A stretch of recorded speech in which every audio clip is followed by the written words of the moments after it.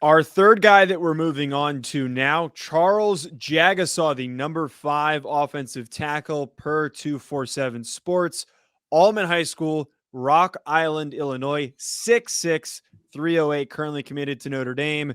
Shocking that we've managed to have a Notre Dame. It's not. It's the That's not. first one. It's the first one. It's not a knock on you. I'm saying in general, it's shocking that we have a Notre Dame recruit that's one of the top in the country that we're discussing on the show because they get so many really good offensive lineman recruits. Now, the thing with Jagusah that's really fun, it was pointed out to me that he was undefeated in wrestling over the last 2 years. He also has a background playing soccer and basketball, so he might be the most well-rounded athlete of the group that we've talked about today. And when I watched his film, the hands really shine to me, the explosiveness in his hands. But I also got to point out how fun it was to see that he took the time to put into his highlights all the blocked kicks that he had. That points out and shows the length that he has. But the fact that he's blocking kicks, I don't know what it is. It just made me excited. It was fun to watch. I think more guys need to put those plays in there if they've got them.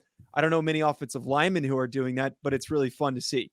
Matt, let's go to you first on Jagusah because I know Ryan definitely has a lot on him, having covered him as a Notre Dame recruiting analyst. What shined to you when you were watching him? Yeah, we'll get to the Notre Dame stuff here in a second, but just, again, two-way player, right? So he's playing a lot of snaps. He's on the field a lot, on defense, on offense. So impressed again by just like how athletic he is, how good of shape he is as a big football player. You know, the pad level for 6'6", again, just like we talked about with Samson, pretty ridiculous the fact that he can get that low to the ground, lower his pad level, and still move as athletically as he does. You know, well built, bends well.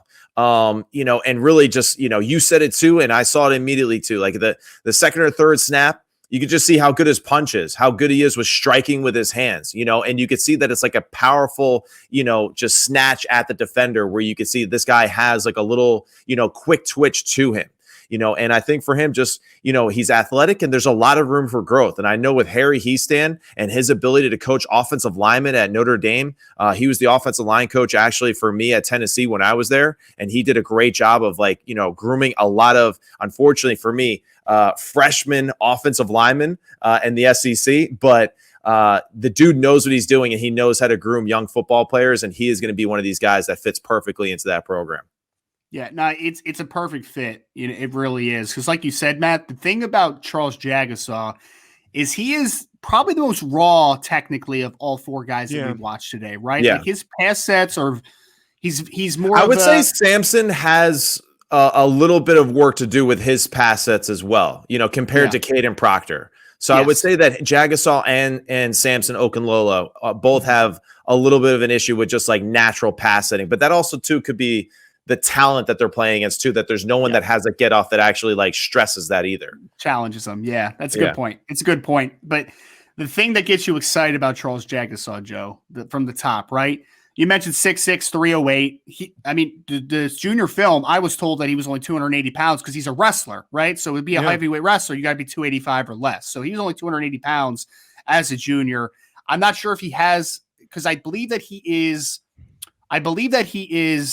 enrolling early at Notre Dame. So I don't know if he has plans to wrestle his senior year. So I think his weight may be up for his senior campaign. But the first thing is, man, he's got a really clean frame and that wrestling background. I mean, there's a reason that University of Iowa historically has made wrestling a prerequisite to play offensive line at that level, right? They want guys that have quick feet, quick hands, and understand leverage. And I think he understands all of those things. Now, there's a lot of work that needs to go from a hand placement perspective, but the thing I love is that his hands are incredibly quick. He's got really quick hands, can reset. Pass set needs work as far as just getting comfortable in it, but I see a really good athlete. I see strong hands. I see everything that you want in an offensive tackle, and he's got a killer instinct to him too. And you can see on defense, I mean, my man is hustling, man. Like he plays with a great effort and a great motor. When Coach Heastan gets him, because Matt mentioned him already, right? I mean, he has been the pioneer of offensive line U at Notre Dame, right? Like he's done it. You talk about the guys of the Zach Martin, Nick Martin, Ronnie Stanley, Quentin Nelson, Mike McGlinchey. Like the list is long, and that's because of Coach Heastan. That's because of his tutelage.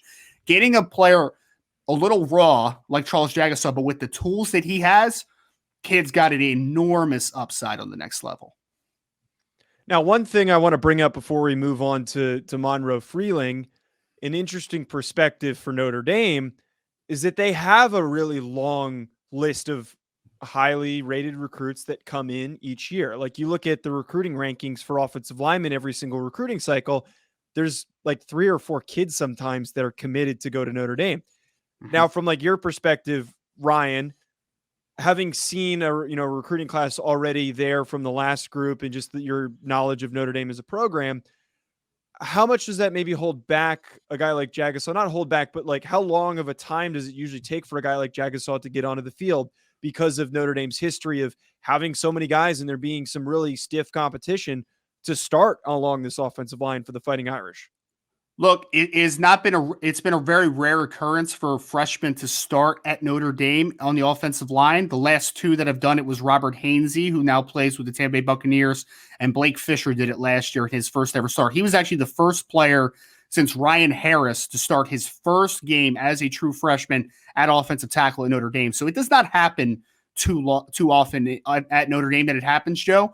I'll say this, though. The trajectory for early playing time as a freshman probably isn't great, but pretty early on in Charles Jagusah's career, I think he's going to have an opportunity to play a lot of football because you look at it right now, Notre Dame has 2 super sophomores playing offensive tackle who are both going to be high draft picks. Joe Alt at left tackle, Blake Fisher at right tackle. There's no guarantee that they're here past 2023. There is no guarantee. So as a redshirt freshman or a sophomore, he may have an opportunity to take over one of the tackle spots. But I will say this also. After this season, they are losing both their starting guards in Josh Lugg and Jared Patterson to the NFL. So there's going to be spots at offensive guard, and there's no clear answers inside for Notre Dame in 2023.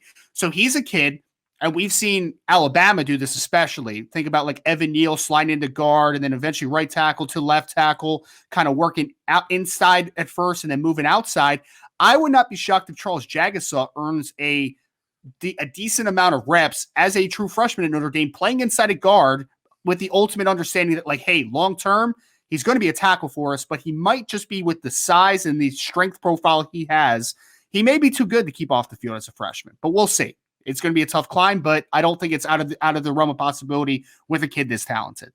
And I feel like with a school like with Notre Dame, the fact that they do coach that position so well, the added advantage is that there's 5 of them that play. So you're right. There's going to be a lot of landing spots for him to actually get meaningful reps, whether he's in the 1 or the 2 deep.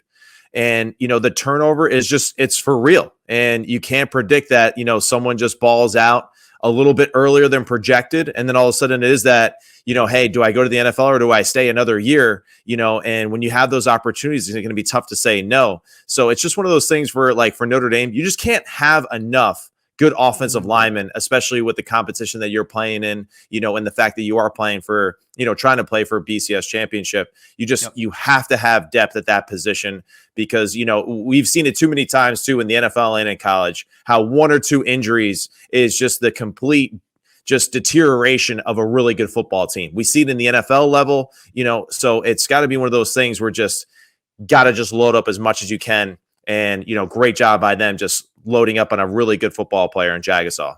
I'll say this too, Joe. 2017, Notre Dame won the Joe Moore Award given to the best offensive lineman in college, best offensive line unit in college football. And Robert Hainsey came in there as a true freshman from IMG Academy, and he was too good to keep off the field, and he didn't earn the full starting spot, but they rotated him and Tommy Kramer at right tackle, who was a year ahead of him. So even if it's not a full-time starter, I do believe that Charles Jagusah will get every opportunity to earn playing time as a freshman.